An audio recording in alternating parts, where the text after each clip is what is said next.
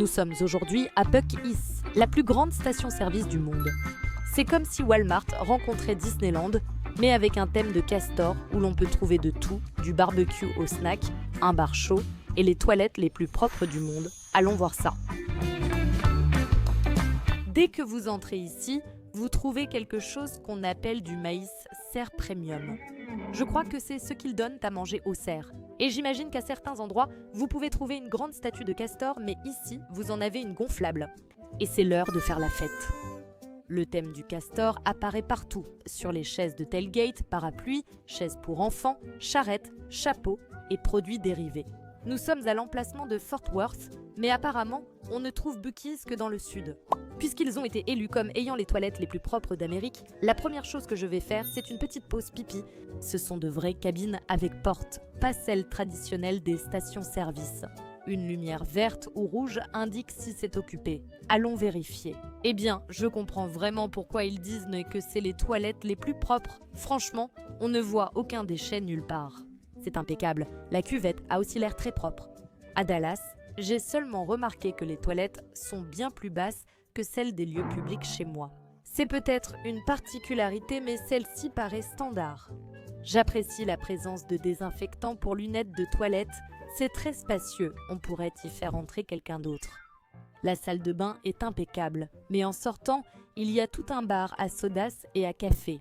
Il y a littéralement tous les types de sodas dont vous pouvez rêver. On a Dr Pepper, Sunkist, Fruit Punch, Big Red. Je n'ai pas bu de Big Red depuis longtemps. Et puis de ce côté, tu as de la limonade, du soda noix de coco bleu, de l'eau, du thé Arizona, du soda cerise citron vert. Il y en a pour tout le monde. En passant par ici, nous avons le bar à café et à thé, où il y a un mélange maison, un café corsé et du décaféiné.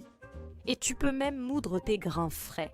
Si tu ne veux pas de café, tu peux prendre un thé glacé du sud sucré ou non sucré que je goûterai plus tard pour essayer.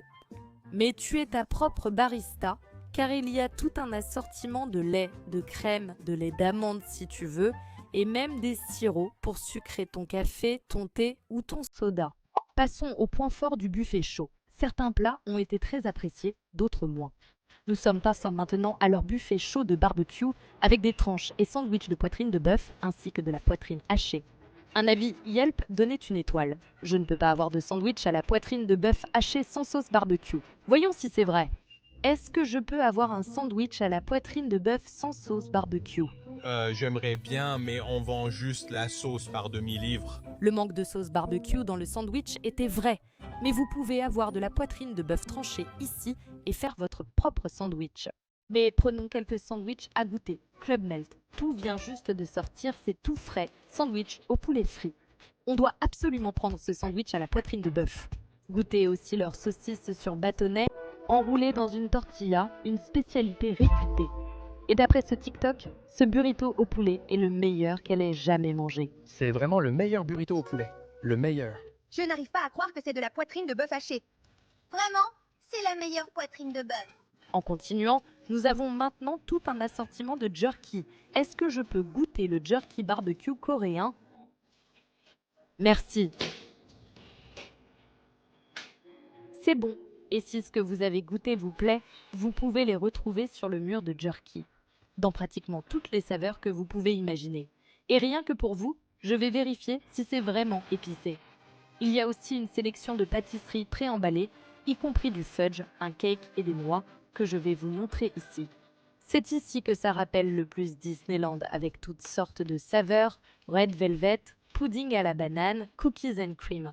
Ils ont même une machine qui enrobe les noix fraîches de glaçage et je pense que je vais prendre ces amandes glacées. Ils sont aussi très connus pour leurs nuggets de castor qu'ils ont même déclinés en bougies. Et si vous n'êtes pas ici pour la nourriture, eh bien vous pouvez acheter des choses pour en préparer. Des cornes de taureau et même des vêtements, des articles pour la maison et des jouets pour vos chiens. Habillez-le en castor. Je peux même mettre mon chien dans ce pyjama de Noël. Et continuer à regarder parce que je vais essayer tous les plats de Buc-ee's. Je reviens de Buc-ee's et il est temps de tester les aliments achetés. J'ai voulu partager la dégustation avec quelqu'un. Sally. Kelly, Quelle surprise de te voir ici. Je sais, c'est fou, non? On s'est croisés par hasard chez Buc-ee's, au milieu de nulle part au Texas. Il fallait que ce soit ici. C'est juste là où j'aime traîner. Je veux dire, tu viens du sud. Mais pas du Texas, tu vois? Je me trouvais juste là-bas et toi aussi. Et maintenant, on est ici. Eh bien, plongeons directement dans notre premier sujet, qui est cette boisson Buc-ee's. Je suis allée au bar à boissons et face à tant d'options, j'ai choisi un thé sucré en taille moyenne, leur plus petit format. En Californie, ce serait un grand format. Mais quand on est au Texas, Tout est plus grand. Alors maintenant, il faut qu'on se plonge dans la nourriture. On commence par le sandwich au poulet frit. je ne vais pas mentir, j'ai un peu peur. Oui, après tout, c'est de la nourriture de station-service. Ce sandwich au poulet frit coûte 7,48 €, ce qui me paraît cher pour de la nourriture de station-service, mais voyons son contenu. Ça va ressembler à un sandwich de Chick-fil-A. Ils ont Chick-fil-A ici. Je pense que oui, ils aiment leur Chick-fil-A, mais cette station-service est spéciale, il faut s'en souvenir. Buc-ee's, la plus grande station-service du monde. Le sandwich au poulet frit contient une couche de sauce et un morceau de poulet frit. Simple. Pas de cornichons. Pas de cornichons. Je pense que ça aurait vraiment amélioré le tout, mais vas-y, fais-toi plaisir. Merci, il fait un certain poids quand même. Le filet de poulet est très enrobé. J'ai l'impression qu'il y a une épaisse couche de panure et juste un petit morceau de poulet à l'intérieur. Honnêtement, c'est pas un mauvais sandwich au poulet frit. Ce n'est pas une panure croustillante. Vraiment, je trouvais un peu quand même. Je trouvais que c'était un peu mou. Le mien est croustillant. Mais c'est une tranche assez épaisse de blanc de poulet et c'est plutôt bien assaisonné. La sauce est vraiment bonne. Ça me rappelle la sauce de raisin canne. Oh, la sauce est tellement bonne. Je leur mets 9 sur 10. Je lui donnerais 8 sur 10 s'il y avait des cornichons dedans. Je dirais 9 sur 10. Ensuite, nous avons le club fondant qui coûtait 8,99 €. Et à mon avis, ça fait un peu cher pour un sandwich club venant d'une station-service. Qu'est-ce qui caractérise un club sandwich? Pour moi, un club sandwich, c'est de la charcuterie, laitue, tomates et bacon comme dans une salade club. À l'intérieur, une fois ouvert. D'accord, ils mettent ce fromage pimenté partout, mais il est très crémeux. Et puis, vous trouverez des couches et des couches de jambon et de dinde. Et c'est tout. Et du fromage pimenté. Il y a aussi du bacon. Ce club sandwich n'est pas le plus beau visuellement. C'est essentiellement comme si vous aviez un sandwich au poulet frit, mais au lieu du poulet frit, c'était juste beaucoup de charcuterie. Le service de ménage de l'hôtel demain va juste trouver des morceaux de charcuterie un peu partout. Du fromage pimento partout sur le lit. C'est quoi ce fromage? Je n'ai jamais goûté, c'est une spécialité du Sud. Mais toi, tu as grandi là-bas? Je viens du Sud, pas du Texas. Nouvelle-Orléans, fierté. Pourquoi c'est sucré? Le goût est étrange, mais délicieux. Tu aimes? C'est sucré. Honnêtement, je ne suis pas fan. Je ne connais pas l'origine de ce goût sucré. Je pense que ça vient soit du pain, soit du fromage. Tu ne penses pas que c'est une sauce? Elle a la même couleur que la sauce du sandwich au poulet frit, mais je ne serais pas surprise s'il y avait quelque chose de différent dedans. Dès la première bouchée, je me suis dit que je pourrais aimer ça. Mais plus tu mâches, plus la charcuterie commence à avoir un goût vraiment synthétique. On dirait de la charcuterie bas de gamme, trop sucrée et très riche. Je ne pense pas avoir eu assez de charcuterie dedans pour juger. J'ai goûté, ce n'était pas bon. J'étais là, bof. C'est mieux comme ça, tu sais. Tu sais, mais pour 8,99 €, je suis un peu déçue parce que ça fait quand même beaucoup. On peut avoir un très bon sandwich ailleurs, peut-être Jersey Mike's, mais je ne sais pas pour 10 $. Oui, c'est vraiment décadent. Honnêtement, je préfère ignorer le nombre de calories avec ce pain brioché sucré, toute cette charcuterie bon marché, la sauce sucrée et le bacon. Je pense que oui. Tu lui donnerais quelle note? Je lui donne 6 sur 10. Non, 5 sur 10. 5 sur 10. Et maintenant, nous avons leur célèbre sandwich au brisket haché dont ils se vantent. Ils le hachent devant vous. Ils ne le personnalisent pas devant vous. Si vous êtes déjà allé à Pike's Place, le marché aux poissons de Seattle, vous savez qu'à chaque commande, ils lancent le poisson en se criant dessus. C'est presque comme une chanson. Non, ils se crient seulement dessus. À chaque nouveau brisket à hacher, il crie, puis un gars l'assemble. Il crie sa partie, puis le découpeur crie la dernière. Voilà comment ça se passe. Je pose un brisket sur la planche, il prend un coup près et commence. Lance la vidéo. Allons découper le brisket par terre. Mais ce sandwich coûte 8,49 $. Il y a de la vraie viande dedans, pourtant il coûte moins cher que ce sandwich club. Ils sont réputés pour leur poitrine de bœuf barbecue. Ici, on a une grande quantité de poitrine de bœuf, donc tu n'auras pas faim. Un critique a dit qu'une fois qu'il a mordu dans sa poitrine de bœuf, il avait la bouche pleine de gras. Mais je dirais que la viande ici a l'air assez charnue. Je ne vois pas énormément de morceaux de gras, j'en vois, mais pas tant que ça. Je ne vais pas mentir, ce n'est pas trop imposant en bouche. La poitrine de bœuf est grasse, c'est sa réputation. Celle-ci est sous Ozempic. C'est notre seul essai de barbecue texan durant le voyage. Les Texans, soyez indulgents dans les commentaires. Aujourd'hui, on n'est pas dans notre cuisine, sans installation sophistiquée, juste en peignoir à manger du barbecue et des produits Buc-ee's. Édition voyage de Honeysuckle. Santé. Je ne suis pas une connaisseuse de barbecue. On n'a pas beaucoup de ça en Californie, mais je dois dire que c'est bon, c'est un peu fumé. C'est assez sucré, donc après beaucoup de barbecue, je ne sais pas si c'est bien ou mal. Je sais que différentes régions ont leur propre style de barbecue. C'est acidulé et sucré, pas trop gras, très charnu, et j'aime que le pain l'accompagne bien. Oui, tu peux voir que c'est vraiment un bon brisket. J'ai vraiment vu qu'ils sortaient une énorme pièce de brisket. Ils l'ont découpé et en ont parlé fort. Sauce barbecue. Oui, c'est plutôt du côté sucré. Et le pain brioché est aussi sucré. Donc si tu aimes ce qui est sucré, ça ne me dérange pas. Pour un 10 sur 10, il me faudrait juste des cornichons et du coleslaw. Oh, ça donnerait un style barbecue maison unique. Là, tu es à une station-service. Laisse tomber. Oui, c'est surprenant car c'est une station-service très grande, on dirait un supermarché. Et puis, ils ont une installation élaborée pour préparer la poitrine de bœuf en plein milieu du magasin. Et tu oublies que tu n'es pas dans un restaurant. Ouais, il faut se rappeler. C'était dans une station-service au bord de l'autoroute, au Texas. Je lui donne 7 sur 10. Moi aussi. Tu sais, je reprendrais bien une bouchée. Je garde mon appétit parce qu'apparemment, ce burrito au poulet est le meilleur burrito que plusieurs personnes aient jamais mangé. J'ai même croisé des habitants sympas qui l'ont confirmé. Il parlait avec passion de la qualité de ce burrito, soutenu même par les TikTokers. Le meilleur burrito au poulet que j'ai jamais mangé de ma vie. J'ai déjà goûté à de la vraie cuisine mexicaine, des burritos. Rien ne vaut ce burrito au poulet de Buc-ee's. Ce burrito est littéralement aussi lourd qu'un bébé. Je ne sais pas ce qu'il y a dedans, mais il y en a beaucoup. Y compris ce fromage pimento dont j'ai parlé qu'ils mettent partout. Waouh, c'est intense. Bonne affaire. C'est comme un burrito fajita au poulet avec du riz, des légumes, des haricots, du maïs. J'ai hâte d'y goûter. Regardez comme il est bien garni. Oh là là, ça sort de l'autre côté. D'accord, santé. Je n'ai rien contre le Texas, mais venant de Californie, j'ai déjà goûté d'excellents burritos. Je dirais que ça a le goût de certains burritos surgelés que j'ai déjà mangés. Sérieux, les burritos surgelés sont si compacts? Pas aussi compacts, mais il n'y a tout simplement pas de goût. Vraiment? Je mange le même burrito. Oui, il est très savoureux. On dirait du poulet Alfredo enveloppé avec des haricots et du maïs. Pourquoi y a-t-il des petits pois? Ça c'est, oui. Attends, ce sont des haricots verts. Les haricots verts n'ont rien à faire dans un burrito. Oublie ce qui a sa place ou pas. Je trouve ça tellement bon. Grillé comme ça avec un peu de sauce piquante. Très bon, je veux dire. Ce n'est pas des carnitas de la carne asada ou un burrito au poulet de la Vix à... En écartant les standards des burritos californiens. D'accord. Tu as conduit pendant 8 heures au milieu de nulle part, dans un coin paumé du sud, devant chez Buc-ee's. Tu prends ça pour 8,99 $. Je serais contente. D'accord. J'ai l'impression que mes attentes pour un burrito seraient un peu déçues. Je ne pense pas que ça serait à la hauteur de ce nom, mais si je considérais ça comme un wrap au poulet à 100%, j'en serais très contente. Mais ce n'est pas un burrito. Voici mon avis, on dirait une tourte au poulet avec du riz mexicain dans une tortilla. Tu ne trouves pas? Ça? Non, je trouve pas. Une tourte au poulet? Du poulet? Non. D'accord. En fait, je me suis arrêtée avant de le dire. J'allais dire que ça a le goût d'une fajita au poulet, mais ce serait un vrai sacrilège. Je ne voudrais jamais insulter le poulet ni les fajitas ainsi.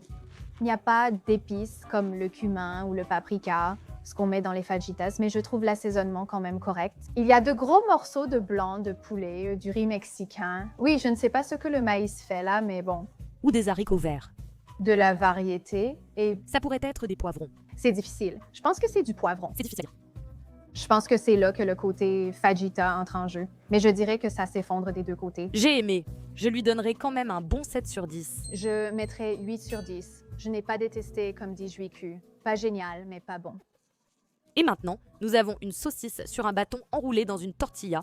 Innovation qui excite. C'est le summum de la cuisine, les amis. Vous savez quoi? J'ai l'impression que ça vient de leurs origines Tex-Mex. Au lieu d'un petit pain, donnons à notre saucisse texane une touche mexicaine et voilà ce qu'on obtient. Je ne sais pas comment faire, alors tu as des idées? Je me demande si on peut avoir du ketchup ici. Oui, genre. Un petit peu. Et on a aussi la tortilla à la saucisse sur un bâton. Je veux dire, il n'y a pas grand-chose à dire là-dessus, alors essayons simplement. C'est une façon intéressante de manger une saucisse. Comme ça, tu obtiens comme une perle de tortilla. Oh là là, c'est bon, c'est tellement sec. Tu sais quoi, Kelly? Je vais juste arracher la tortilla. T'es trop intelligent. Enroule-le comme un burrito. Tu vois, j'ai même appelé une saucisse enroulée dans une tortilla un burrito, donc tu as remarqué. Il n'y a plus de règles maintenant. Je suis tellement en pleurs. Il n'y a rien à dire. C'est une saucisse sèche, enveloppée dans une tortilla sèche. Il faut au moins du ketchup, c'est sûr. En parlant de viande sèche, j'ai aussi acheté du bœuf séché avec différentes saveurs. Nous avons barbecue coréen, miel jalapeno et, pour torturer Kelly avec du piquant, du bœuf séché au piment fantôme. Tout ça, c'est pour toi. J'adore le piquant. C'est un non. Je vais rester sur le barbecue coréen parce que ça a l'air délicieux. Oh, mais c'est vraiment très rouge. Oh, c'est un si petit morceau. Est-ce que ce truc est dans une crème? D'accord, si tu peux le supporter. Santé.